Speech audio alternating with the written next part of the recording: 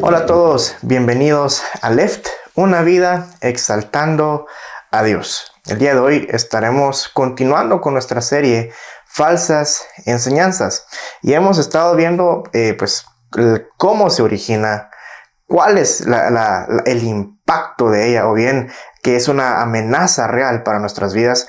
Hemos visto de que hay falsas enseñanzas que están dentro de que surgen dentro de la iglesia y otras que vienen de afuera para adentro, o mejor dicho, que existen de afuera para adentro. Y la semana pasada vimos una falsa enseñanza que surge dentro de la iglesia que se conecta mucho con la que vamos a ver el día de hoy.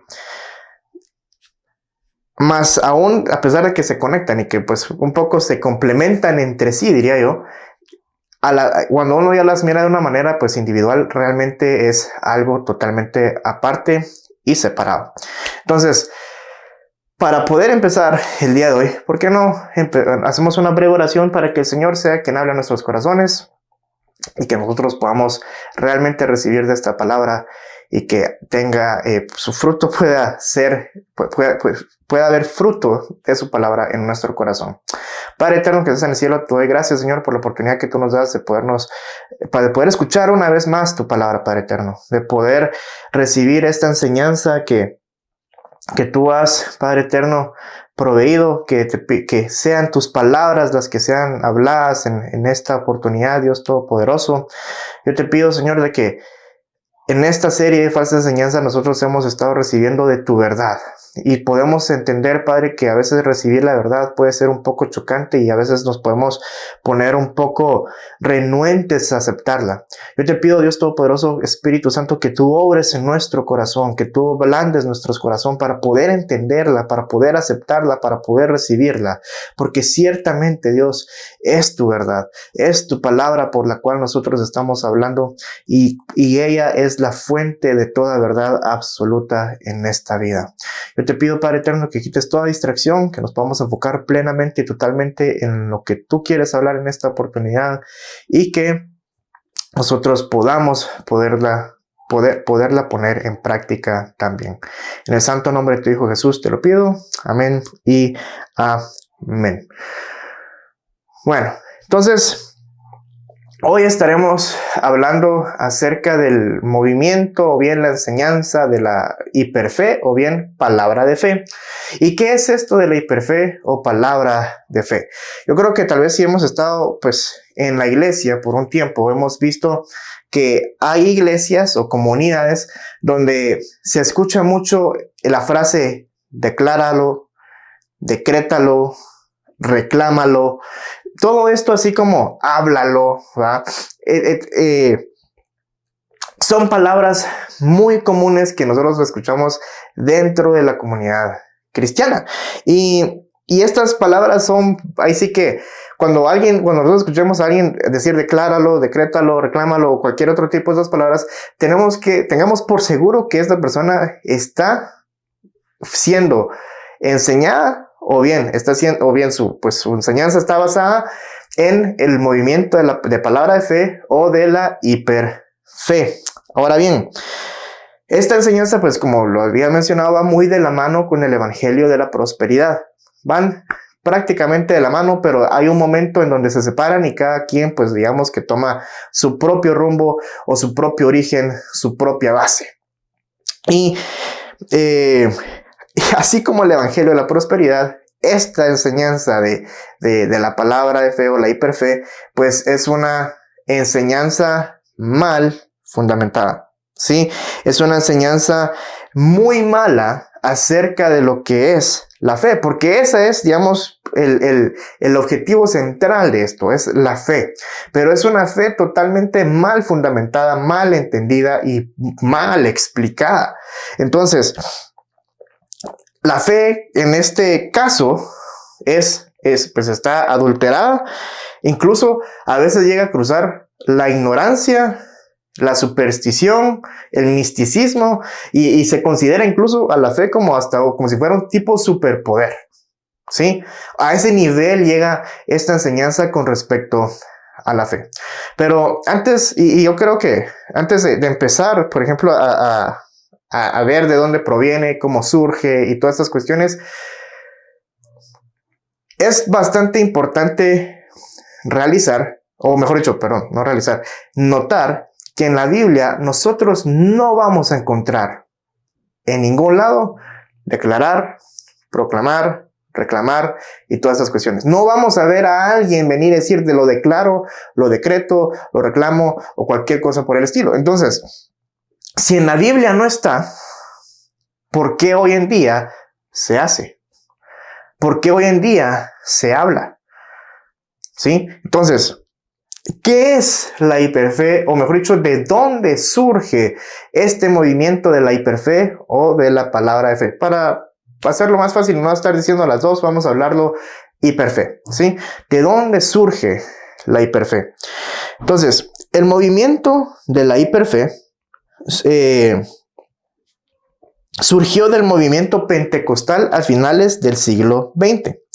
Su fundador fue E.W. Kenyon, que estudió las enseñanzas metafísicas del nuevo pensamiento. Estas enseñanzas son prácticamente pensamiento positivo, ¿sí? Y el fundador, o podríamos el quien originó estas enseñanzas del nuevo pensamiento fue Phineas Kimby. Entonces, la ciencia de la mente, que es el poder de la mente, ¿sí? Donde se originó el concepto, nómbralo y reclámalo, se combinó con el pentecostalismo, dando lugar a una mezcla peculiar del cristianismo ortodoxo y el misticismo. Kenyon fue parte de la Escuela de Oratoria Emerson, una institución educativa especializada en enseñar la metafísica del nuevo pensamiento, y de la cual su fundador, Charles Emerson, fue miembro de la secta Ciencia Cristiana. ¿Cuál es la secta de la Ciencia Cristiana? ¿Sí? Prácticamente esta secta cree que la mente es Dios, o sea, que Dios es la mente y que todo proviene de la mente, que el poder radica en la mente. O sea, no hay, digamos, Jesucristo, pues rechazan a Jesucristo, rechazan muchas cosas de lo que la Biblia enseña, pero su base es la mente es Dios. En la mente está el poder. Y esta ciencia cristiana, quien fue desarrollando esta secta de ciencia cristiana, se fundamentó en las mismas enseñanzas de Phineas Kimby, que es justamente que estamos viendo aquí, que esta persona, Kenyon, también se basó en ella. Entonces, en esas mismas enseñanzas. Entonces, continuando, durante su estancia en Boston, Kenyon también asistía a una iglesia unitaria, que esta niega la divinidad de Jesucristo. Los amigos de Kenyon atestiguaron que él era versado en metafísica, en los escritos de Rafael Waldo Emerson y en el trascendentalismo, que es el panteísmo, que el panteísmo significa que todo es Dios, ¿sí? Pues esta persona, Kenyon, pues se basó, ¿verdad? Como estamos aquí, era versado en metafísica y en los escritos de Rafael Waldo Emerson, y también en el trascendentalismo, que es el panteísmo, que todo es Dios. Las raíces de la teología de Kenyon surgen de su experiencia en sectas metafísicas, especialmente dos: la del nuevo pensamiento, que es el pensamiento positivo, y la ciencia cristiana. Entonces, prácticamente, al estar esta persona fundada, ¿sí? O bien basada en estas dos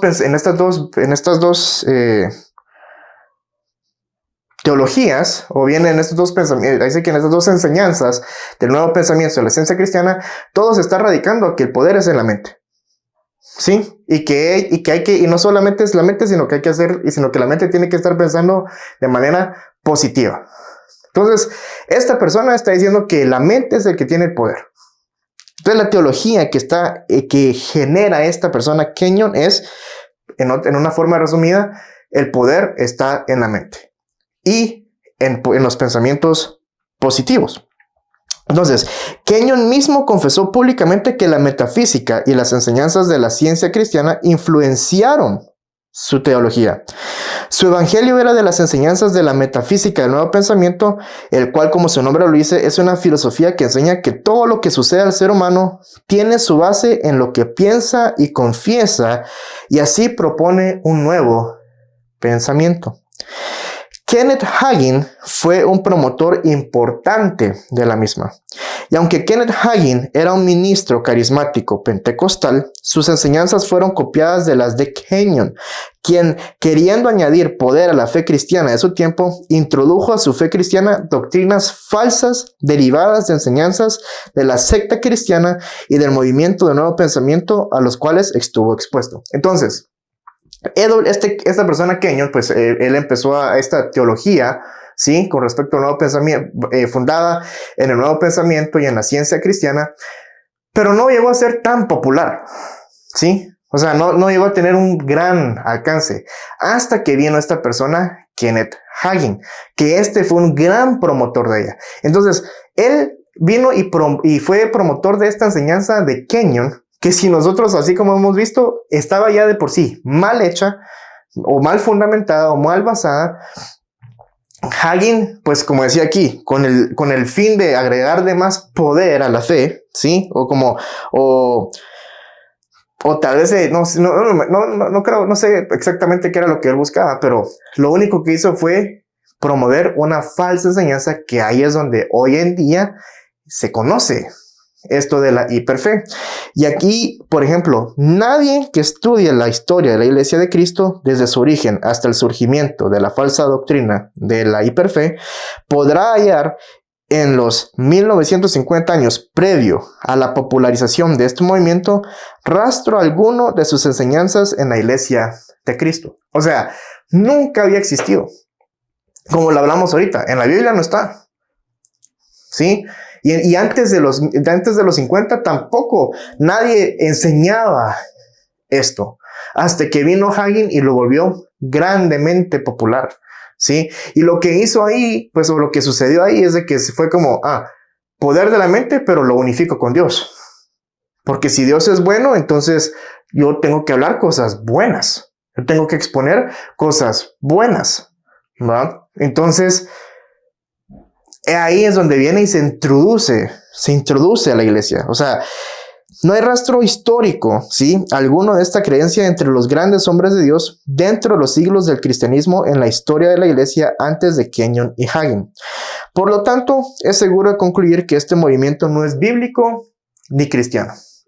Y creo que está bien claro, ¿no? Viendo que de dónde surge las enseñanzas en las que se está basada, no es cristiano, no es bíblico tampoco. Entonces, y la gente no lo sabe, la gente solo y ese es el problema que hay en la iglesia, que solo recibimos y no indagamos. No somos como, no recuerdo ahorita el nombre de la iglesia, pero aquí hay iglesia que Pablo vino y predicó el evangelio y ellos fueron a su Biblia a ver y a indagar que si era verídico. Hoy no hacemos eso, hoy solo lo recibimos y lo empezamos a aplicar y ni se sabe que se está aplicando. Entonces, aquí estamos viendo que el fundamento o el origen de este movimiento es totalmente erróneo. ¿Sí? Está totalmente mal basado, mal fundamentado. Entonces estamos viendo que el poder está en la mente, en lo que confesamos, en lo que hablamos, en lo que pensamos. ¿Sí? Más vale la pena incluso decir, es un tipo de pensamiento como la ley de la atracción.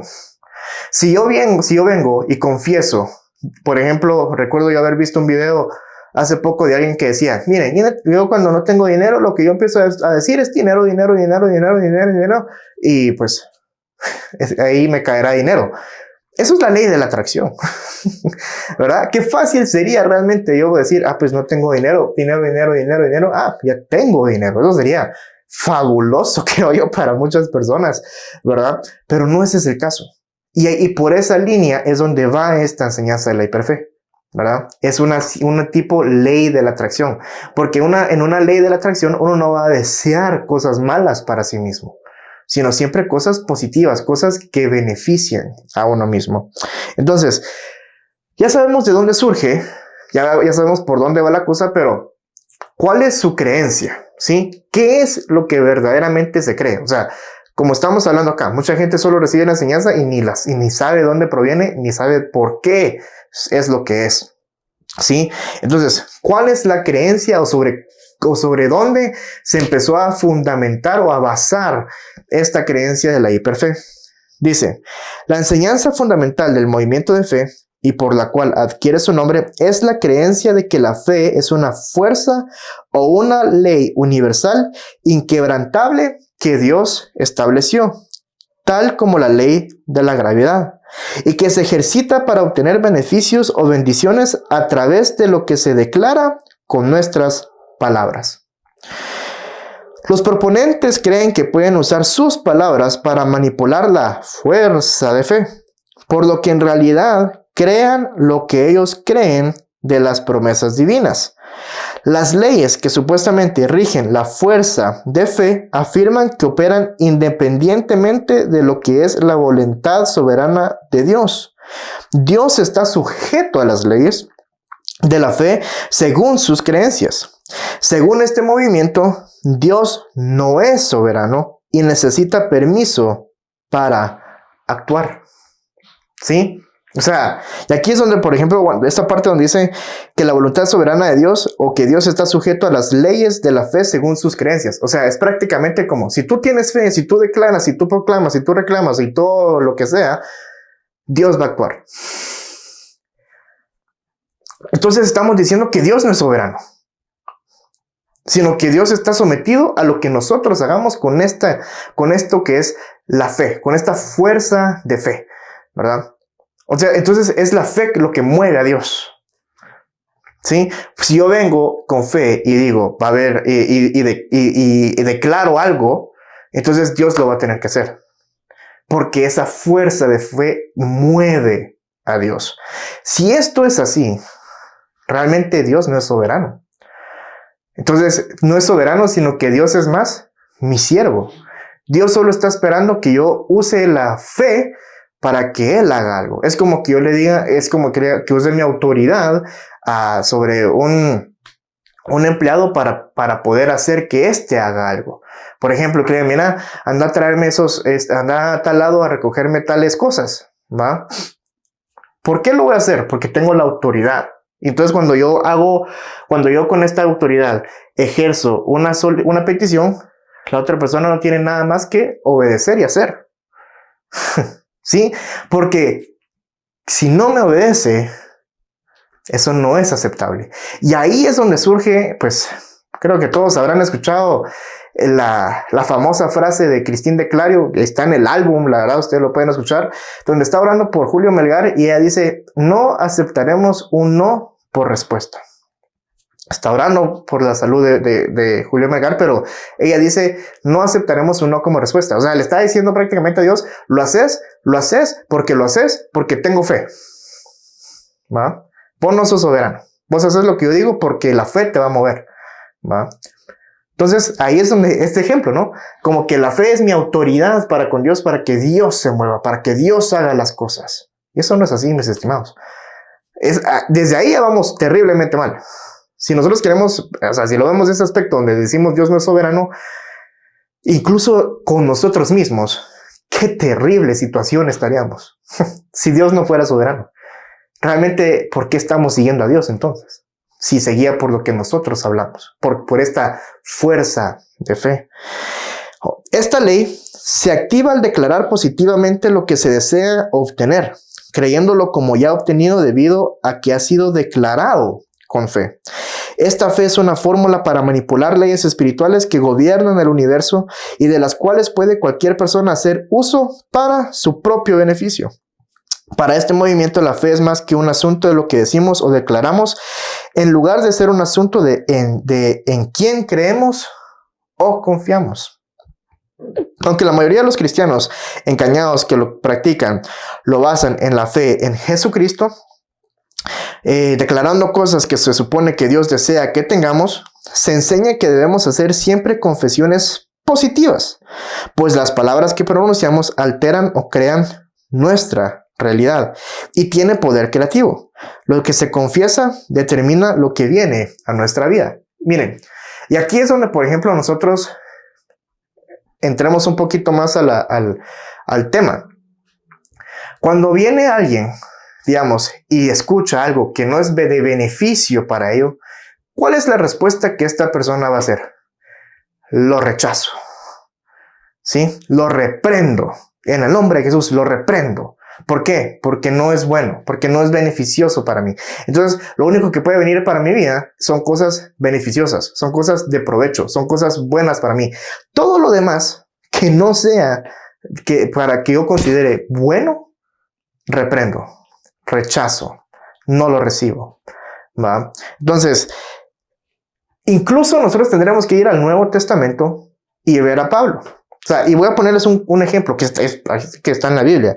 Es en Hechos 21, versículo 10 al 12, que dice: y deteniéndonos ahí varios días, descendió de Judea cierto profeta llamado Ágabo, quien vino a vernos. Y tomando el cinto de Pablo, se ató las manos y los pies y dijo: así dice el Espíritu Santo, así atarán los judíos en Jerusalén al dueño de este cinto, y lo entregarán en manos de los gentiles. Al escuchar esto, tanto nosotros como los que vivían ahí, le rogábamos que no subiera a Jerusalén. Entonces, hoy en día, por ejemplo, si viene alguien así de esta manera con nosotros, la reacción que nosotros vamos a tomar es: eso no lo recibo, eso no es de Dios, yo lo rechazo, yo lo reprendo. No, esto no es, o sea, Pablo hubiera dicho en dado caso: no, esto no es de Dios. Dios quiere que yo vaya a Jerusalén y que predique y todo va a salir bien. Yo no voy a ser entregado a los gentiles, ¿no? Eso es lo que Pablo hubiera dicho si aplica esta idea y pensamiento de la hiperfe, ¿verdad? Pero más él no lo aplica, sino que lo que él dice: miren, ya estoy, o sea, si es lo que Dios quiere, es lo que Dios quiere, ¿no? O sea, si así es, si así lo tiene ya en su voluntad, así va a pasar, ¿verdad? Y yo ya estoy listo también, o sea, por mí está bien. O sea, hay que recordar que Pablo decía: para mí el vivir es Cristo y el morir es ganancia. Entonces, como, si eso va a tocar, pues va a tocar, ¿va? Perfecto, no hay problema. Pero hoy en día, eso no sería la respuesta. Hoy en día sería: no, ¿cómo así? No, yo lo reprendo, yo lo rechazo, yo no lo recibo. ¿Por qué? Porque no es algo positivo. Porque no es algo que traiga beneficio a nosotros, algo que traiga un bienestar a nosotros. Si el cristiano demanda algo positivo de Dios o en su nombre, declarándolo sin dudar, entonces Dios está comprometido a responder conforme a lo que se ha declarado. Aunque los cristianos que creen esto nunca lo dirían así, la realidad es que las palabras que confiesa nuestra boca son como conjuros mágicos que determinan nuestro destino. Tristemente, este movimiento ha sustituido la fe genuina bíblica por superstición. Si analizamos las enseñanzas de este movimiento, su base más que fe en Dios es fe en nuestras propias palabras. Fe en la fe. Además de que existe una falsa expectativa de la verdadera fe como es revelada en la Biblia. Entonces, ya no es tanto la confianza de lo que Dios quiere para mi vida, sino de lo que yo hablo a mi vida, ¿va? Entonces, y como lo hablo con fe y como tengo fe, entonces esto tiene que suceder. Entonces, obviamente, como estamos en la iglesia, pues hay que agarrar cosas de la Biblia para fundamentar esta enseñanza, que ya vimos que está mal fundamentada desde el comienzo. Pero bueno, esto era un pensamiento secular, era una enseñanza secular, era una enseñanza fuera de la iglesia, ahora está dentro de la iglesia. ¿Cómo yo respaldo estas enseñanzas dentro de la iglesia? ¿Sí? ¿Cómo yo lo respaldo? Y ahí es donde, por ejemplo, nos damos cuenta que esta enseñanza es una enseñanza 100% sacada fuera de contexto. O sea, sí, hay versículos, y los vamos a ver ahorita, hay versículos que ellos utilizan para lo que es, para fundar, ahí sí que respaldar esta enseñanza, pero es sacado totalmente del contexto. Es, por ejemplo, yo veo un rótulo en un restaurante que dice: consumo gratis al vencer o al derrotar al boxeador profesional. Y lo que yo hago es venir y decir: consumo gratis. Consumo gratis, ¿verdad? Aquí podemos comer gratis, porque dice consumo gratis ahí. E ignoro totalmente la otra parte que dice al derrotar al boxeador profesional. Esto es lo que hace esta enseñanza. Saca de contexto ahí sí que los versículos para decir, miren, es que aquí lo dice, ¿ve? Aquí dice consumo gratis. Aquí dice consumo gratis, ¿va? Entonces es consumo gratis. Y olvidamos olvidamos el texto completo que dice, o sea, sí, consumo gratis, pero tienes que derrotar al boxeador profesional, ¿va? Si no derrotas al boxeador profesional, no hay consumo gratis, ¿verdad? Pero la persona va a decir, no, es que aquí dice consumo gratis, ¿va? Y se enfoca solamente en aquello que va a respaldar esta enseñanza. Y volvemos a lo mismo, ¿no? Como hay muchos hoy en día en la iglesia que no van a la Biblia y ahí sí que van a validar y aprender un poco más, sino que se quedan con lo que reciben, pues esta enseñanza aún persiste, ¿no? Entonces, vamos a ver un par de versículos solo para poder entrar y para poder hablar la verdad, ¿sí? De la situación. Entonces, como estamos hablando ahorita de que la fe está mal definida, entonces, ¿cuál es la definición de fe? En Hebreos 11:1 dice, ahora bien, la fe es la certeza de lo que se espera, la convicción de lo que no se ve. Este versículo es utilizado por estas mismas enseñanzas de la siguiente manera. Hermano, usted tal vez no lo ve ahorita, pero usted créalo. Usted créalo que ya lo recibió. Usted crea, hermano, que mire, tal vez no tiene ese trabajo ahorita, pero usted créalo. Usted créalo. Crea que usted va a recibir ese trabajo. Mire, usted crea que eso que usted está pidiendo lo va a recibir, ¿va? Y ahí le agregamos, declárelo, ¿va? Háblelo. ¿Por qué surge ese decláralo, háblelo, proclámelo? Porque se basan en Romanos 4:17, que dice, llama a las cosas que no existen como si existieran. Lo peor de todo es de que ni siquiera es el versículo completo. Es una paráfrasis de un versículo que pues dice ahí, llama a las cosas que no existen como si existieran. Entonces cuando lo agregamos a lo otro es como, entonces voy a llamar las cosas que no existen como si existieran y voy a creer, así como no lo veo, que va a suceder. Porque la fe es la certeza de lo que se espera, la convicción de lo que no se ve. ¿Sí? Pero eso está mal. Eso está, pues, mal, ahí sí que sacado de contexto totalmente. Cuando nosotros vemos a Hebreos 11:1, nosotros, eso sí, este versículo es la definición de fe, pero la forma en que la fe lo explican ellos está totalmente errónea. La base o la realidad de esta fe es de que a nosotros, este versículo, mejor dicho, al definir la fe como certeza y convicción, el autor señala que la fe bíblica no es una vaga esperanza basado en pensamientos ilusorios o imaginarios. En lugar de ella, la fe es la confianza fundada en algo futuro, algo que todavía no se ve, pero que ha sido prometido por Dios. Ciertamente sucederá, porque Dios hará que ocurra.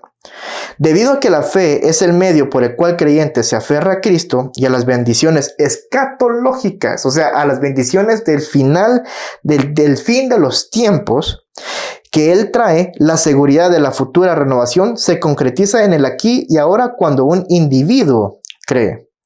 La fe hace realidad en el presente la vindicación que ya disfrutamos en Cristo, pero que el mundo no verá hasta el día del juicio. Este tipo de fe en las realidades invisibles de Dios es la que se enfatiza a lo largo del capítulo 11 y proporciona confianza y seguridad a todos los que reciben a Cristo como su Señor y Salvador.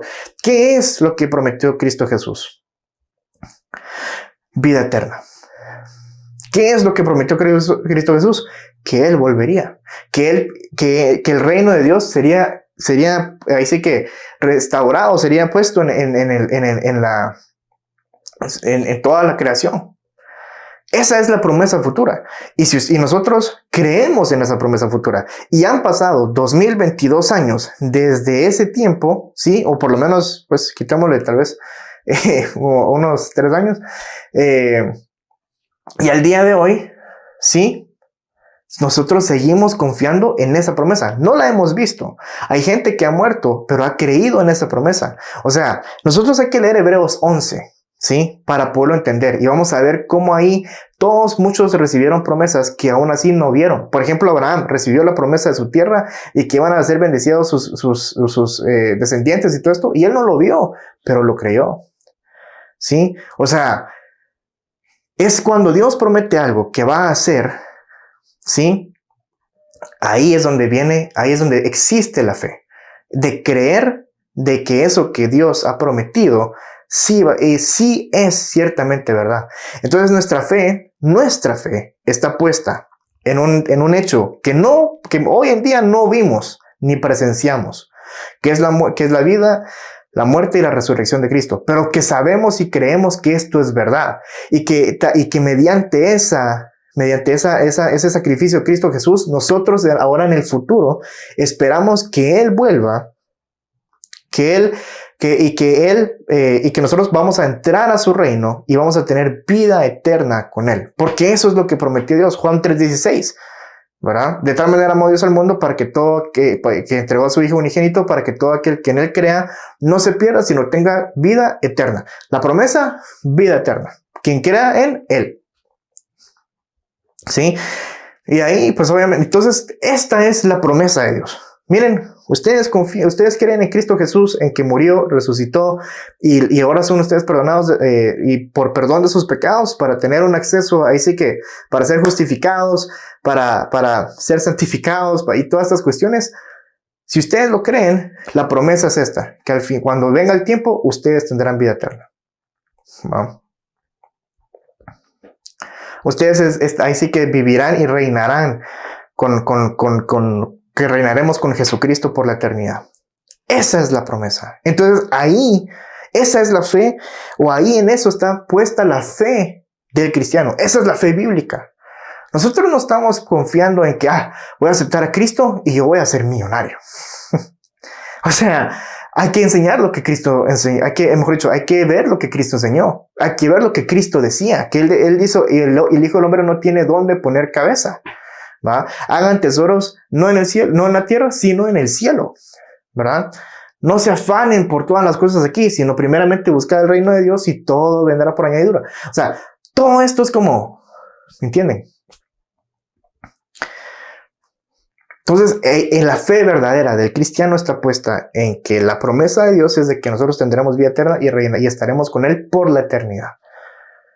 En eso se basa nuestra fe. Esa es la fe bíblica. Ahora, por ejemplo, Romanos 4:17, que dice, llama a las cosas que no existen. O sea, aquí sí es sacado totalmente de contexto. Totalmente y absurdamente de contexto. Romanos 4:17 dice, porque la promesa a Abraham o a su descendencia de que él sería heredero del mundo no fue hecha por medio de la ley, sino por medio de la justicia de la fe. Porque si los que son de la ley son herederos, vana resulta la fe y anulada la promesa. Porque la ley produce ira, pero donde no hay ley, tampoco hay transgresión. Por eso es por fe, para que esté de acuerdo con la gracia, a fin de que la promesa sea firme para toda la posteridad, no solo a los que son de la ley, sino también a los que son de la fe de Abraham, el cual es padre de todos nosotros. Como está escrito, te he hecho padre de muchas naciones, delante de aquel en quien creyó, es decir, Dios, que da vida a los muertos y llama a las cosas que no existen como si existieran. O sea, ¿quién llama a las cosas que no existen como si existieran? Dios. Y solamente Dios. Dios fue capaz de venir, hágase la luz, e inmediatamente se hizo la luz. Que hayan aquí tales cosas, inmediatamente. O sea, a lo que él hablaba, y inmediatamente había creación. Nosotros, es como que, o sea, nosotros no tenemos ese poder. Yo no es como que diga ahorita, quiero crear no sé, que haya agua pura ahorita aquí. Pues lo dije y no pasó nada, porque nosotros no tenemos ese poder. Ese poder es de Dios. Entonces nosotros no es porque lo declaremos, lo proclamemos, lo reclamemos o lo que sea, vaya a tener un efecto. ¿Cuántas veces no hemos visto gente declarar y no lo han recibido? ¿Va? Porque no es de nuestras palabras. Nosotros no tenemos el poder, ¿sí? No está en nuestra mente y en nuestros pensamientos positivos. El poder radica en Dios y en su voluntad. Ahora, por ejemplo, ¿qué pasa cuando las cosas, entonces, pues digamos, con las personas que hacen estas enseñanzas, qué pasa cuando no suceden las cosas? Hermano, déjeme decirle que usted no tiene fe. Mire, a usted le falta fe, ¿va? O mire, usted de verdad, o sea, no está confiando, ¿va? Usted, mire, de verdad, yo no sé, no tiene esa fe para que se vuelva realidad lo que usted está pidiendo. A usted le falta fe, o usted no tiene fe. Usted no está siendo bendecido porque no tiene fe.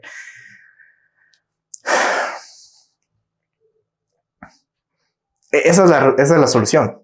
Esa es la respuesta fácil, ¿verdad? Mire, hermanos, que yo llevo ya 2 años pidiendo por aquello y es que no pasa. Es que usted no tiene fe. Usted ora, sí, ora y pide, pero usted no tiene fe, ¿va? O si no, la otra es como, mire, hermano, sigue orando. Tal vez ahorita no tiene la fe, pero si usted sigue orando, y mire, métase, ¿va? Créalo, ¿va? Y hay 3 versículos que pueden ser agarrados muy, muy bien para respaldar estas frases, ¿sí? Y son 3. Hebreos 11:6, que dice, y sin fe es imposible agradar a Dios, porque es necesario que el que se acerca a Dios crea que Él existe y que es remunerador de los que le buscan. Luego vayamos a Santiago 2:14-17. ¿De qué sirve, hermanos míos, si alguno dice que tiene fe, pero no tiene obras? Así también la fe por sí misma, si no tiene obras, está muerta. Santiago 1:6. Pero que pida con fe, sin dudar, porque el que duda es semejante a la ola del mar, impulsada por el viento y echado de una parte a otra. O echada de una parte a otra. Entonces, esos 13 versículos podemos decir que están amarrados. Podemos decir que ciertamente, o sea, que sin fe es imposible agradar a Dios, ¿sí? De que si no hay obras, o mejor dicho, de que si alguno dice que tiene fe pero no tiene obras, entonces es como, esa fe está muerta, ¿sí? Y Santiago, y lo otro es de que hay que pedir con fe sin dudar, ¿va? O sea, podríamos decir, bueno, sí, esto de que le falta fe puede ser cierto, ¿no? Entonces, ¿cuál es la verdad? ¿Sí? Entrémonos a la verdad y empecemos con Hebreos 11:6. Pero antes de ahí sí que vamos a empezar desde el Hebreos 1 y vamos a leer el contexto general en el cual está centralizado ese versículo. Hebreos 11 del 1 al 10 dice, ahora bien, la fe es la certeza de lo que se espera, la convicción de lo que no se ve, porque por ella recibieron aprobación los antiguos. Por la fe entendemos que el universo fue preparado por la palabra de Dios. ¿Sí? Importante, palabra de Dios. De modo que lo que se ve no fue hecho de cosas visibles. Por la fe, Abel ofreció a Dios un mejor sacrificio que Caín, por lo cual alcanzó el testimonio de que era justo, dando Dios testimonio de sus ofrendas. Y por la fe, estando muerto, todavía habla. Por la fe, Enoc fue trasladado al cielo para que no viera muerte, y no fue hallado porque Dios lo trasladó, porque antes de ser trasladado recibió testimonio de haber agradado a Dios. Y sin fe es imposible agradar a Dios, porque es necesario que el que se acerca a Dios crea que Él existe y que es remunerador de los que le buscan. Por la fe, Noé siendo advertido por Dios acerca de cosas que aún no se veían, con temor preparó un arca para la salvación de su casa, por la cual condenó al mundo y llegó a ser heredero de la justicia que es según la fe. Por la fe, Abraham, al ser llamado, obedeció saliendo para un lugar que había de recibir como herencia, y salió sin saber a dónde iba. Por la fe habitó como extranjero en la tierra y de la promesa, en la tierra de la promesa, como en tierra extraña, viviendo en tiendas como Isaac y Jacob, coherederos de la misma promesa, porque esperaba la ciudad que tiene cimientos, cuyo arquitecto y constructor es Dios. O sea, veamos bien aquí entonces, ¿sí? ¿Qué es esta fe? De donde dice aquí Hebreos 11:6, y sin fe es imposible agradar a Dios.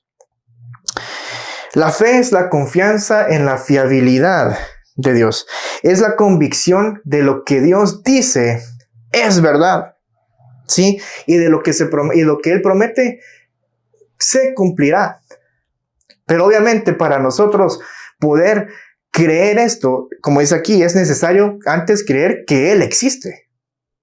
¿Sí? O sea, aquí dice, porque es necesario que el que se acerca a Dios crea que Él existe. ¿Sí? O sea, aquí por ejemplo miremos a Noé. Noé, o sea, hay varias razones para poder pensar que en los tiempos de Noé nunca había llovido como lo vemos hoy en día. Pero Dios vino a Noé y le dijo, voy a destruir la tierra por medio de un diluvio. Y necesito, y haz esto, y haz un arca y todas estas cuestiones. Noé pudo haber dicho, pues yo nunca he visto caer agua del cielo, ¿verdad? Tal vez este es un pensamiento mío loco, pues, ¿va? O no sé de dónde está surgiendo esto, pero, o tal vez decir como, bueno, Señor, pues, muy bonito y todo, pero no creo que vaya a pasar, ¿sí? Pero ¿qué fue lo que él hizo? Él, dijo, bueno, esto es lo que está diciendo Dios, de que va a venir un diluvio, que tengo que hacer esto, y lo empiezo a hacer, ¿verdad? Creyendo que lo que él dijo es ciertamente verdadero, y que durante ese tiempo mucha gente le llamaba loco. Sí, algo muy peculiar al día de hoy, que nosotros estamos ahí sí que basados en esta fe de que Cristo volverá y que de la vida eterna y todas las cuestiones, y mucha gente nos llama locos, mucha gente no entiende por qué hacemos lo que hacemos, ¿sí? ¿Por qué creemos lo que creemos?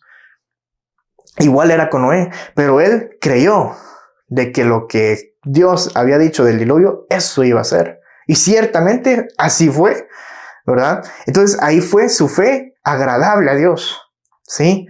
Porque creyó de lo que Dios había prometido que iba a hacer. Y Abraham Dios lo manda y dice, mira, andate a esa tierra porque esa va a ser tuya, ¿verdad? Esa va a ser una herencia que va a ser una herencia para tu descendencia. Abraham puede haber dicho, no, yo aquí estoy tranquilo, ¿verdad? O Abraham puede haber dicho, no, yo no quiero eso, ¿sí? Pero ¿qué fue lo que hizo Abraham? Él, a esa promesa que Dios que hizo, él respondió acorde a ella. ¿Y qué fue? Fue a esa tierra y vivió como extranjero, ¿sí? Dice aquí que viviendo en tiendas, ¿sí? Esperando la ciudad que tiene cimientos, cuyo arquitecto y constructor es Dios. Entonces, la firmeza o la fe es la confianza en la fiabilidad de Dios, en que realmente podemos decir que Dios lo que dice es verdad. Por eso nosotros estamos con toda la plena certeza de que cuando nosotros leemos en su palabra que mediante creer en Cristo Jesús tenemos vida eterna, es que eso es verdad. De que tenemos salvación del juicio final es que eso es verdad, ¿verdad? O sea, nosotros no dudamos de ello. Nosotros descansamos en esa promesa y nos movemos conforme a esa promesa. Entonces aquí lo agregamos a Santiago 2, 14, 26, donde dice, ¿de qué sirve, hermanos míos, si alguno dice que tiene fe pero no tiene obras? Para estas personas de este tipo de enseñanza, estas obras son como las respuestas a nuestras oraciones. Esas son las obras de fe. ¿Ve? Esas son las obras. Miren, hermano, este hermano oró, y ahí está su milagro, ¿verdad? Entonces, este hombre, ahí están sus obras de su fe. No es así. Esa no es la fe bíblica, esa no es las obras de la fe bíblica. Leamos Santiago 2, 14 al 26 para tener el contexto completo. ¿De qué sirve, hermanos míos, si alguno dice que tiene fe, pero no tiene obras? ¿Acaso puede esa fe salvarlo? Si un hermano o una hermana no tienen ropa y carecen de sustento diario, y uno de vosotros les dice, id en paz, calentaos y saciaos, pero no les dais lo necesario para su cuerpo, ¿de qué sirve? Así también la fe por sí misma, si no tiene obras, está muerta. Pero alguno dirá, tú tienes fe y yo tengo obras. Muéstrame tu fe sin las obras, y yo te mostraré mi fe por mis obras. ¿Tú crees que Dios es uno? Haces bien. También los demonios creen y tiemblan. Pero, ¿estás dispuesto a admitir, oh hombre vano, que la fe sin obras es estéril? ¿No fue justificado por las obras Abraham, nuestro padre, cuando ofreció a Isaac, su hijo, sobre el altar? Ya ves que la fe actuaba juntamente con sus obras, y como resultado de las obras, la fe fue perfeccionada, y se cumplió la escritura que dice, y Abraham creyó a Dios, y le fue contado por justicia, y fue llamado amigo de Dios. Vosotros veis que el hombre es justificado por las obras, y no solo por la fe. Y de la misma manera, ¿No fue la ramera Rahab también justificada por las obras cuando recibió a los mensajeros y los envió por otro camino? Porque así como el cuerpo sin el espíritu está muerto, así también la fe sin las obras está muerta. Entonces, ¿cuáles son las fe o cuáles son las obras de la fe? Es exactamente lo mismo que hizo Noé y Abraham. Obedecer a la palabra de Dios. ¿Sí? O sea, es donde Dios nos dice, mira, salvación eterna, ¿qué hay que hacer? Creer, ok. Y ahora que ya estás en la vida, ya que creíste en Cristo, pues tu actuar tiene que ser conforme a la imagen de Cristo Jesús. Entonces tienes que vivir en amor, en paz, en benignidad, en mansedumbre, en humildad, todo aquello que es el fruto del Espíritu. Todo esto se tiene que ver, porque esto es lo que genera o produce esta fe en Cristo Jesús. O sea, yo no puedo venir y decir, yo tengo fe en Cristo Jesús y vivir pecando y continuar pecando deliberadamente. Mi vida tiene que ser transformada, mi vida tiene que ser cambiada. Todo a la imagen de Cristo Jesús, mediante la obra del Espíritu Santo en mí. Es ahí donde la fe, entonces eso aquello que yo dije, yo creo en Cristo Jesús, yo creo que hay una vida eterna, yo creo que ahí sé que Cristo va a reinar para siempre, yo quiero serle fiel a Cristo Jesús, yo quiero ser como Cristo Jesús, porque eso es lo que se me pide a mí, ser santificado, y ser santificado es ser a la imagen de Cristo Jesús. Entonces yo respondo a ello, y ahí es donde se empiezan estas obras de fe, estas obras que muestran la vida de esta persona ciertamente ha cambiado. Ya no es el mismo. Ya es alguien diferente. Es alguien transformado. Es alguien renovado. Por eso no solo basta decir, yo creo en Dios. Pero no actúo acorde a lo que Dios me manda a hacer. Porque entonces es como esto de Noé y Abraham. Que Dios me dice a mí, me dice, hey, Rodolfo, aléjate de toda inmoralidad sexual. Y yo es como, ok, y caigo en inmoralidad sexual. Al contrario, mi respuesta es, Rodolfo, no caigas en inmoralidad sexual o no cedas a inmoralidad sexual. Y mi respuesta va a ser, voy a hacer todo lo posible para no caer en inmoralidad sexual.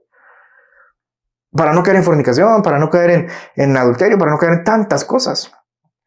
¿Pero por qué? Porque es mi respuesta de que, ok, yo creo en Dios y creo lo que Él me está pidiendo y creo en su promesa, ¿sí?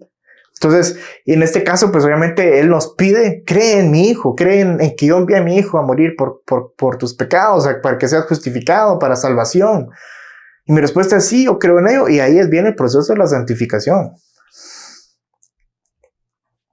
Esas son las obras de la fe. No de que, yo pedí esto y lo recibí. No, eso no son las obras de la fe. Santiago 1:6. Pero que pida con fe, sin dudar, porque el que duda es semejante a la ola del mar, impulsada por el viento y echada de una parte a otra.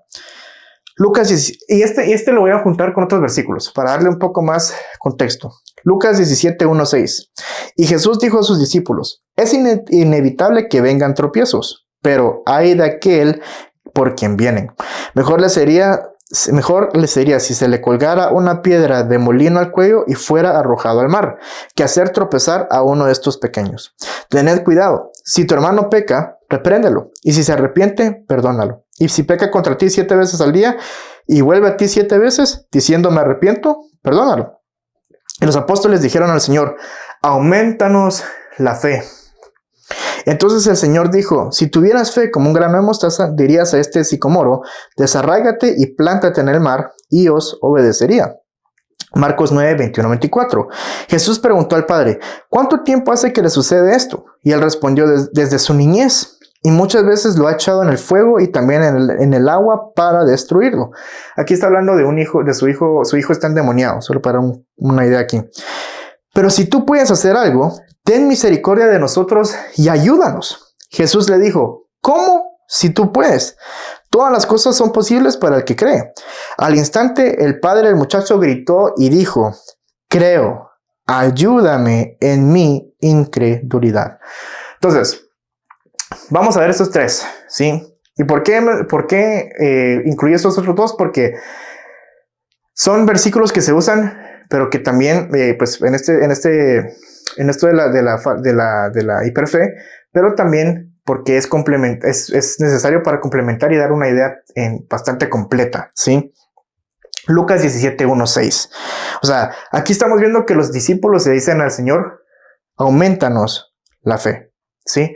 La petición de los discípulos era, o sea, fue genuina, ¿sí? Ellos querían la fe necesaria para tal perdón, ese perdón radical de que si tu hermano pecaba contra ti 7 veces o te ofendía 7 veces, tú vinieras y le perdonaras esas 7 veces.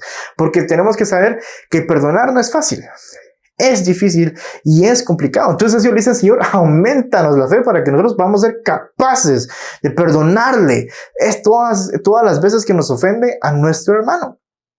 ¿Sí? Entonces, pues si cuando lo vemos de esa forma es como ellos querían, así como, Señor, si tú me lo estás pidiendo, yo lo quiero hacer, ¿verdad?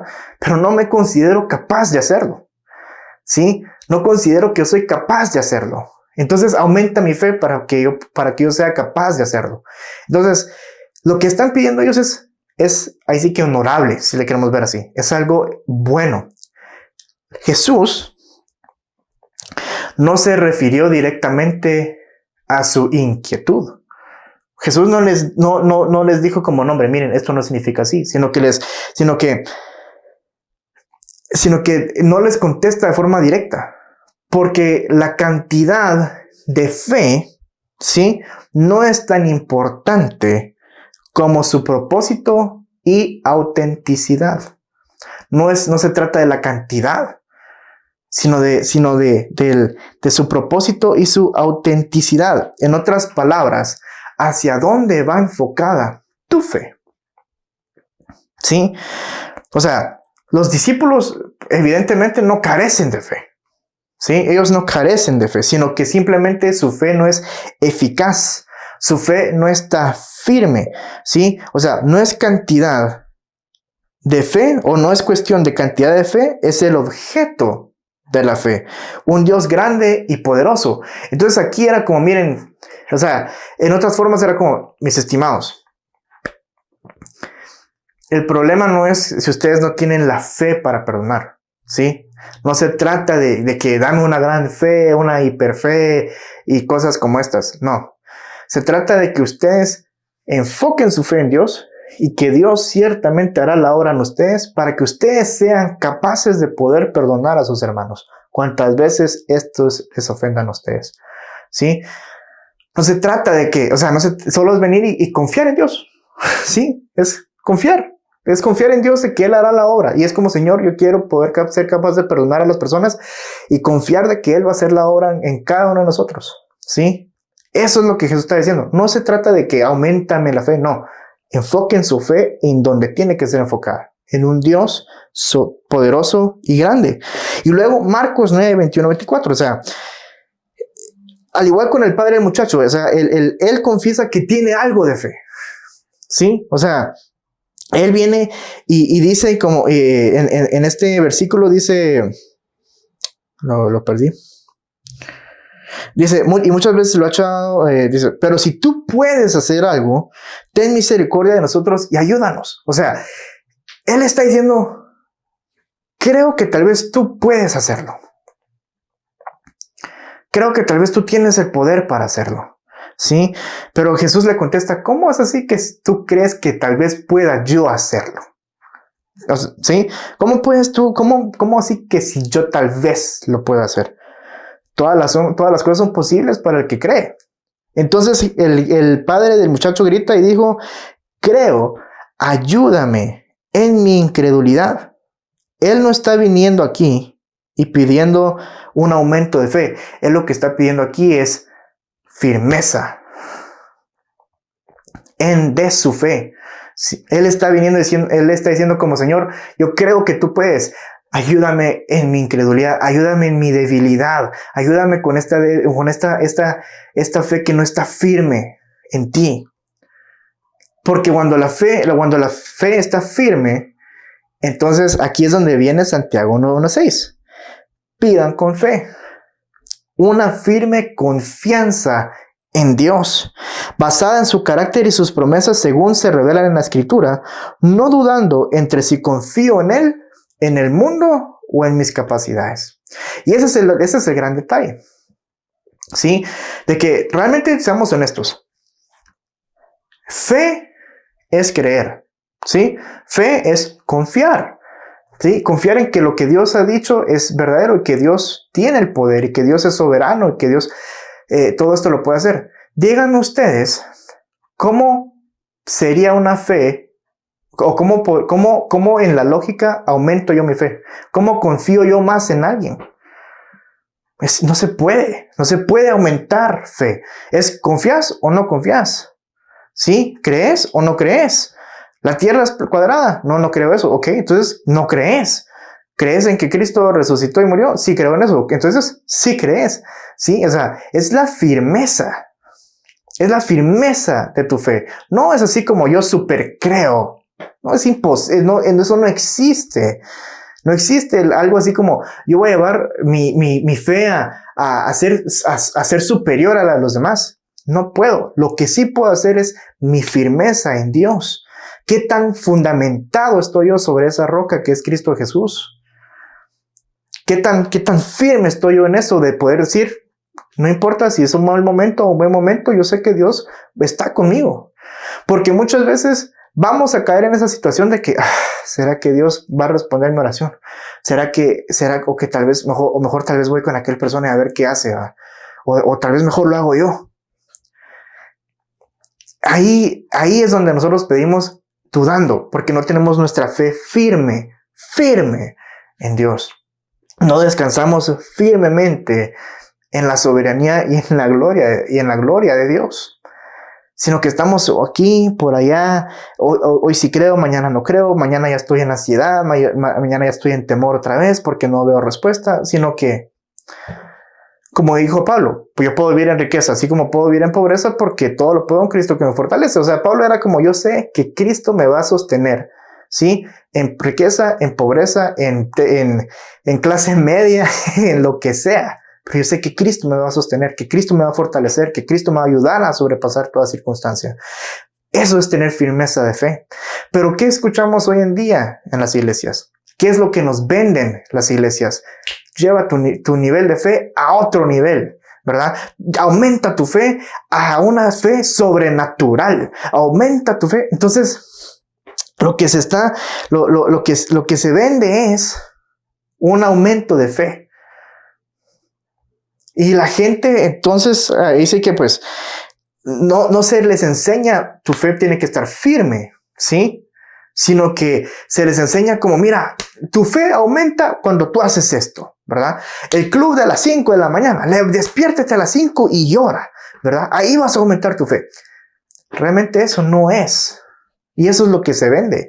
Y lo peor de todo es que como la gente va a creer de que su fe no, como que no tienen fe y que su fe no aumenta y por eso no reciben lo que piden, se apartan, se desmotivan, se crea un gran peso sobre ellos. Se crea una gran carga sobre ellos. Una carga de incluso hasta podría decir yo, de odio a sí mismo, decir, ¿por qué no tengo fe? ¿Por qué no aumenta mi fe? ¿Verdad? Porque la gente lo que vende son niveles de fe. Cuando no es niveles de fe, es firmeza de fe. Entonces, aquí, por ejemplo, compartiendo aquí, dice, pero esas enseñanzas te llegan a decir, lleva tu fe al siguiente nivel. Una fe poderosa, una fe sobrenatural. Lo que ellos te venden es niveles de fe y no firmeza. Por eso la gente que les escucha no sale de la ansiedad y el temor de las vidas. Son semejantes a la onda del mar, inestables, inconstantes, inciertos, porque su fe no está firme en Dios. Se quedan estancados en que no tengo fe, mi fe no aumenta, yo nunca seré capaz de mover la montaña. Y es que no se trata de que tú muevas la montaña, sino de tu fe en Dios, en que si se mueve o no se mueve la montaña, tú estás bajo el cuidado de un Dios grande y poderoso. Lo peor es que quieren aumentar su fe mediante acciones que van a estar mal enfocadas y no en la única forma en que tu fe será firme, que es estar conociendo al Dios verdadero, al Dios santo a través de su palabra de una manera correcta y verdadera. Y algo que también ocurre, algo que también pasa, es el nombre de Jesús, ¿sí? Que el nombre de Jesús es utilizado en una cierta forma como palabra mágica. Incluso ustedes van a ver que mientras más digan el nombre de Jesús, es como que más poder tuviera la oración. Y a veces es así como, bueno, en el nombre de Jesús, en el nombre de Jesús, en el nombre de Jesús. Como que mientras más intenso lo digas, más va a surgir efecto. Es tipo como un mago, ¿no? Ustedes han visto como un acto de magia. O sea, usualmente el mago va a decir, bueno, ahora necesito que ustedes digan estas palabras mágicas para que el truco se haga. Abracadabra. Díganlo pues a la cuenta de 3. 1, 2, 3. Abracadabra. Y hace el truco, ¿va? Entonces, esta gente vive como si el decir el nombre de Cristo Jesús 1000 veces en una oración es como decir abracadabra. Y que ahí eso va a surgir efecto. No es así, ¿sí? Definitivamente esto no es así. En Juan 15, pero hay que ver por qué se basan en pensar de esta forma, ¿sí? Juan 15:7. Si permanecéis en mí y mis palabras permanecen en vosotros, pedid lo que queráis y os será hecho. Juan 14:14. Y todo lo que pidáis en mi nombre, lo haré para que el Padre sea glorificado en el Hijo. Si me pedís algo en mi nombre, yo lo haré. Juan 16:24. Hasta ahora nada habéis pedido en mi nombre. Pedid y recibiréis, para que vuestro gozo sea completo. Entonces, aquí es donde viene como el nombre de Jesús. Como, bueno, hay que decir el nombre de Jesús, hay que pedirlo en el nombre de Jesús para poder recibir aquello que estamos pidiendo, ¿sí? Entonces, Hechos 19, 11, 16. Y Dios hacía milagros extraordinarios por mano de Pablo, de tal manera que incluso llevaban pañuelos o delantales de su cuerpo a los enfermos, y a las enfermedades los dejaban, y los malos espíritus se iban de ellos. Pero también algunos de los judíos, exorcistas ambulantes, trataron de invocar el nombre del Señor Jesús sobre los que tenían espíritus malos, diciendo, os ordeno por Jesús, a quien Pablo predica. Y 7 hijos de un tal Esceva, uno de los principales sacerdotes judíos, eran los que hacían esto. Pero el espíritu malo respondió y les dijo, a Jesús conozco, y sé quién es Pablo, pero vosotros, ¿quiénes sois? Y el hombre en quien estaba el espíritu malo se lanzó sobre ellos y los dominó, y pudo más que ellos, de manera que huyeron de aquella casa desnudos y heridos. Entonces aquí estamos viendo que el nombre de Jesús no es porque yo diga el nombre de Jesús, algo va a pasar. ¿Sí? Estamos viendo aquí que estas personas, o sea, lo que ellos querían era, pues, ahí sí que exorcizar, sacar demonios, que pues obviamente eso es algo, una obra a favor del reino de Dios, de sacar demonios. Sí, Jesús lo hacía, sacaba demonios. Pero ellos venían y decían, con el nombre de Jesús lo vamos a poder hacer. Entonces, en el nombre de Jesús, sal. Pero lo que responde el demonio es tan intrigante. A Jesús conozco, pero a ti no. A Pablo conozco, pero a ti no. ¿Quién eres? ¿Va? Entonces, el decir el nombre de Jesús no es una palabra mágica. Entonces, ¿qué significa cuando Jesús está diciendo, pidan en mi nombre? Y yo encontré una explicación que se las voy a compartir aquí, que es de Timothy Keller. ¿Sí? Timothy Keller en su libro La oración. Y creo que es una explicación tan completa, tan muy bien explicada, que se las voy a compartir acá. Se las voy a leer. Dice, Calvino nos insta a que no concluyamos que seguir un conjunto de reglas hará que nuestras oraciones sean escuchadas. Nada que formulemos o que hagamos nos hace dignos del acceso a Dios. Solo la gracia puede hacerlo, basada no en nuestra conducta, sino en la obra salvífica de Cristo. ¿Cuál es entonces la función de las reglas? ¿Por qué importa cómo oramos si todo es por gracia? La respuesta es que la oración debe ser moldeada por esa gracia y estar en consonancia con ella. Solo cuando vemos que no podemos cumplir las reglas y necesitamos de la misericordia de Dios, podemos llegar a ser personas que comienzan a obedecer las reglas. Ellas no ganan ni merecen la atención de Dios, sino que más bien adaptan nuestras oraciones a quién es Dios, el Dios de la gracia gratuita, y de este modo nos unen a Él más y más. Te comparto la siguiente ilustración que nos podría ayudar a pensar sobre esto. Cuando activas el interruptor de la luz, la bombilla se ilumina. ¿El interruptor provee la energía para la bombilla? No. La energía viene de la electricidad. El interruptor no tiene energía en sí mismo, sino que más bien conecta la bombilla a esa energía. De la misma manera, nuestras oraciones no tienen mérito alguno para procurarnos el acceso al Padre. Cristo lo ha hecho. Las oraciones que están en consonancia con un Dios de gracia, sin embargo, pueden conectarnos con Él. Si oramos sin humildad, si oramos llenos de impaciencia, nos separamos de Él. Si, al contrario, oramos sin ninguna confianza o esperanza de ser escuchados, eso también bloquea algún sentido de su presencia.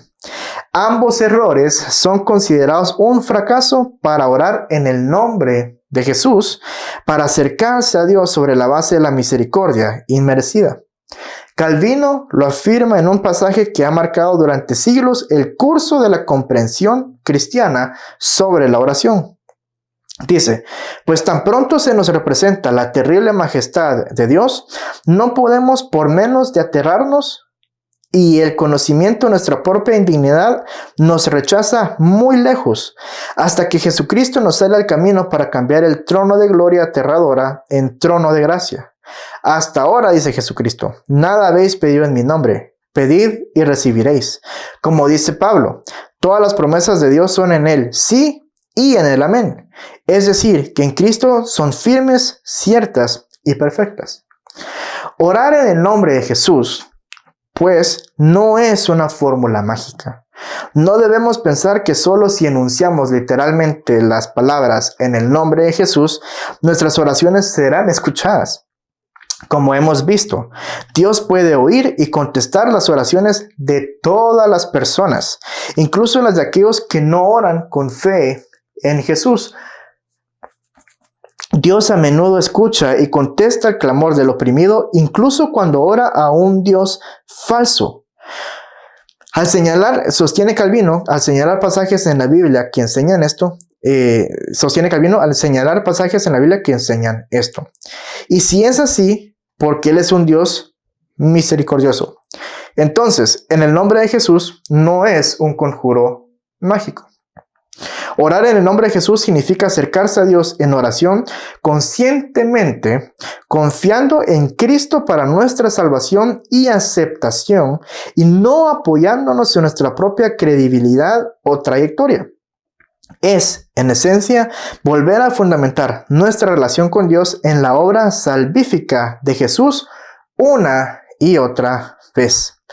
Esto, además, significa reconocer tu condición como un hijo de Dios, independientemente de tu condición interior. Dios, nuestro Padre, está comprometido con el bienestar de sus hijos, como lo estaría todo buen padre. Cuando creemos en Jesucristo, estamos unidos a Él. Estamos en Él, como lo indica Pablo repetidas veces. Esto quiere decir que lo que se aplica a Jesús se aplica a nosotros, porque Él tiene el perfecto y seguro acceso de un hijo obediente al Padre. Así también ahora nosotros. Si el Padre oye al Hijo, entonces Él escucha a aquellos quienes en Cristo son sus hijos. Cuando oramos en el nombre de Jesús, por lo tanto, lo hacemos con la suprema seguridad y también con la dependencia humilde de la gracia inmerecida.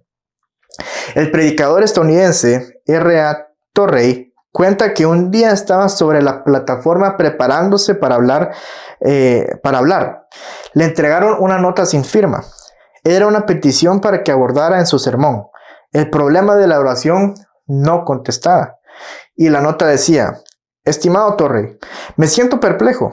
He estado orando durante un largo tiempo por algo que sin duda está de acuerdo con la voluntad de Dios, pero no lo he obtenido. He sido miembro de la iglesia durante 30 años y he tratado de ser constante todo el tiempo. He sido superintendente de la escuela dominical durante 25 años y anciano en la iglesia 20 años. Aún así, Dios no contesta mi oración y no puedo entenderlo. ¿Me lo puede explicar? Torrey reconoció el mensaje oculto del argumento y se armó de valor. Caminó hacia el podio, leyó la nota y la usó para señalar un aspecto fundamental. Él dijo que el problema no era difícil de ver. Dijo, este hombre piensa que porque ha sido un constante miembro de la iglesia durante 30 años, un fiel superintendente de la escuela dominical durante 25 años y un anciano de la iglesia durante 20 años, Dios tiene la obligación de contestar su oración. Él realmente está orando en su nombre. Sin duda, el hombre había pronunciado obedientemente en el nombre de Jesús al final de cada oración, pero solo como una parte de su proyecto de su proyecto para procurar el favor de Dios por medio del perfecto cumplimiento de todas las reglas. Debemos, continuó Torrey, renunciar a cualquier pensamiento que tengamos sobre cualquier exigencia a Dios. Pero Jesús tiene grandes afirmaciones sobre Dios y nosotros deberíamos acercarnos a Dios en nuestras oraciones, no sobre el fundamento de cualquier bondad en nosotros mismos, sino sobre el fundamento de las afirmaciones de Jesucristo.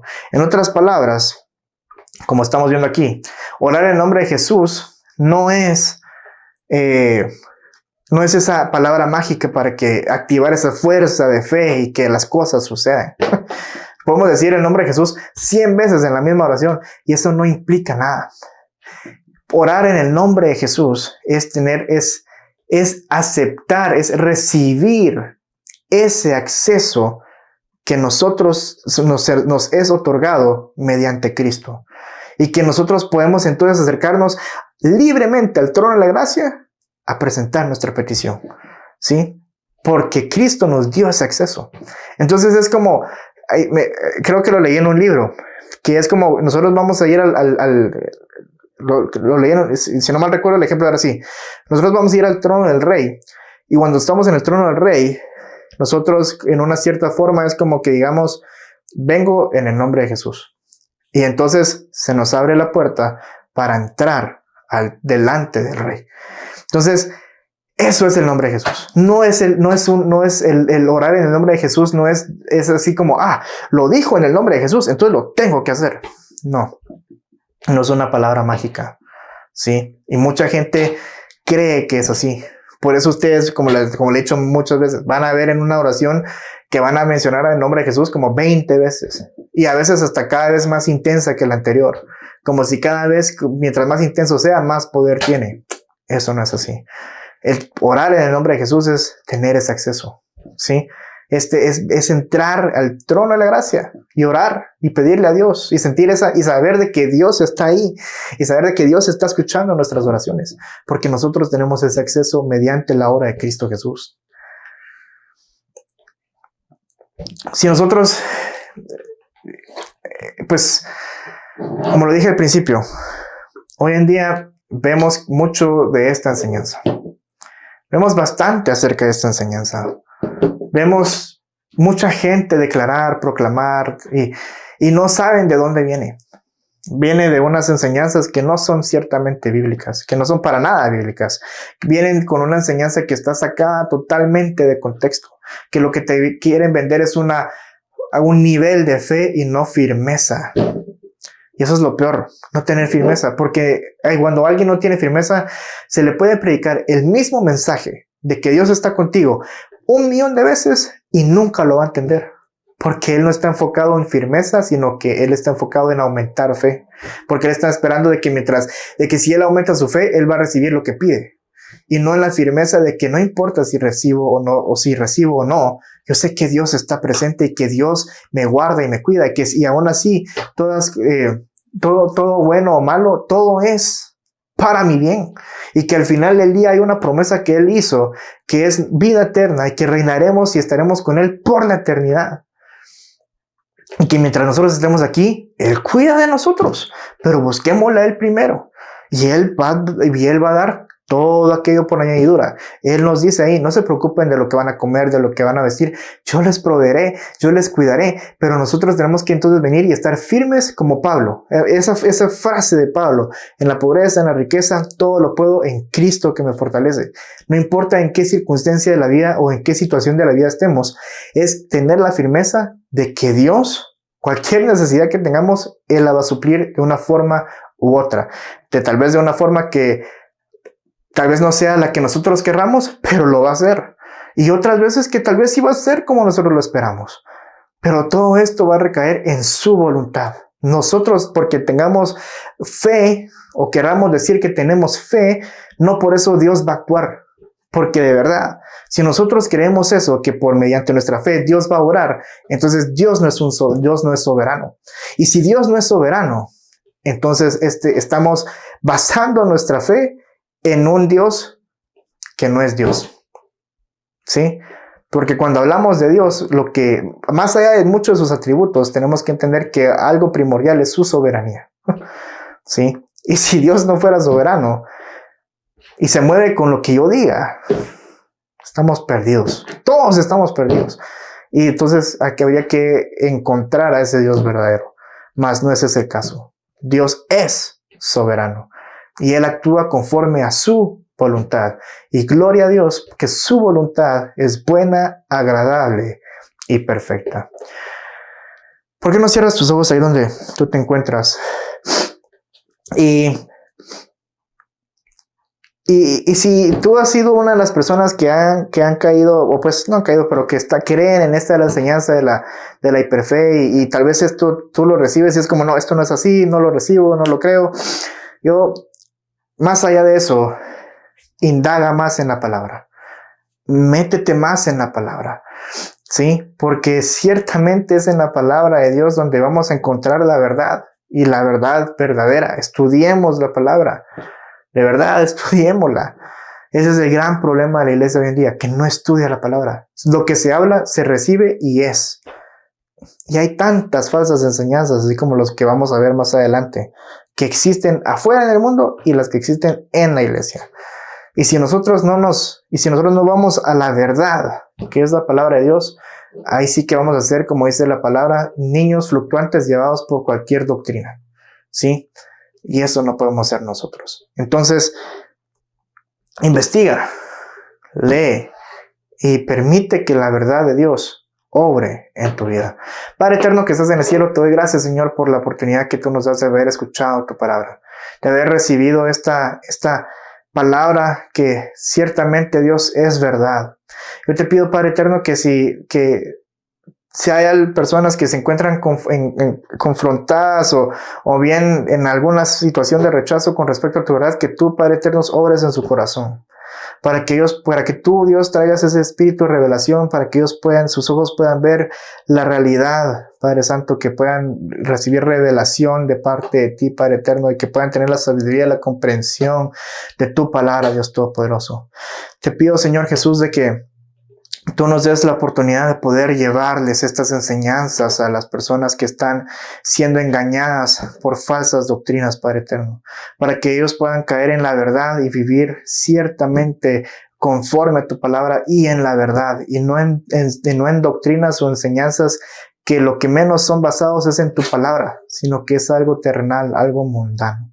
Te pido, Dios Todopoderoso, que nos ayudes a alcanzar más personas para poderlos guiar en la sana doctrina y en la verdad que es tu palabra, Dios. Y que nosotros, Dios Todopoderoso, podamos siempre estar fundamentados en tu verdad. Que cada momento que nosotros hablemos, que cada momento que se predique aquí, Señor, siempre sea tu palabra. No nuestra palabra humana, sino que sea todo mediante la revelación de tu Espíritu Santo y mediante la revelación y el entendimiento que tú nos proveas, Padre Eterno.